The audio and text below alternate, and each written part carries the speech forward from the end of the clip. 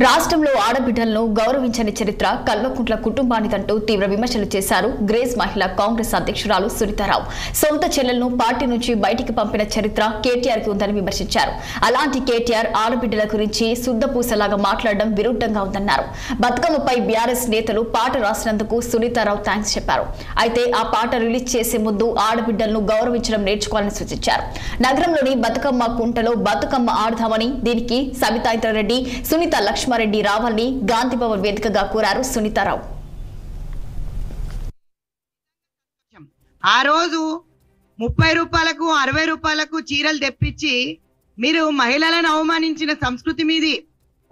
Government లో మొట్టమొదటి పాలనలో 5 సంవత్సరాలలో మహిళా మంత్రి లేని ఘనత మీకే దక్కింది. అది కూడా సబితా ఇంద్రారెడ్డి గాని, సునీత లక్ష్మారెడ్డి గాని, సత్యవతి రాథోడే గాని రిజిగ్నేషన్ చేసిపోయినా నేను అడుగుతా. మరి ఏ విధంగా తర్వాత మీరు మినిస్ట్రీ ఇచ్చింటారు, కానీ మేము లీడర్లను తయారు చేస్తే మీరు ఎత్తుకొని పోయేటోళ్ళు. మీరు దొంగతనం చేసి అల్లిబాబా 40 చోర్ అని పేర్లు మీకు వచ్చినాయి. దళిత బంధు తిన్నారు, బీసీ బంధు పేరు మీద డబ్బులు తిన్నారు, బతుకమ్మ పేరు మీద దోసక తిన్నారు. ఈరోజు కవితమ్మ బయటకు వచ్చి ఏం మాట్లాడుతుంది? జాగృతి పేరు మీద తిన్నారు, హరితహారం మీద తిన్నారు. ఏది వదిలినరయ్యా అని అడుగుతా నేను. బతుకమ్మ పైన సెటర్లు వేసే కన్నా ముందు ఒక అమ్మవారిని, ఆడబిడ్డని మర్యాద ఇచ్చేలేని సంస్కృతి మీ కల్వకుంట్ల ఫ్యామిలీకే చెందింది. బీఆర్ఎస్ పార్టీ నాయకులు ఆడబిడ్డలని ఈరోజు పెళ్ళాంని గాని, బిడ్డని గాని, తల్లిని గాని గౌరవించాలి అని బుద్ధి లేకుండా ఈరోజు ఈ విధంగా మాట్లాడే మాటలు మేము ఖండిస్తున్నాం.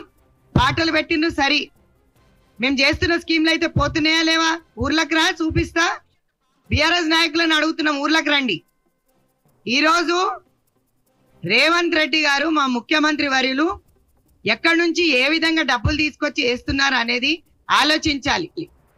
లక్షల వేల కోట్ల కుంభకోణం చేసి మింగేసిన మీరు మా గురించి మాట్లాడే నైతిక అర్హత లేదు. దగ్గరికి చెప్తున్నాయంటే నిజంగా సంతోషం.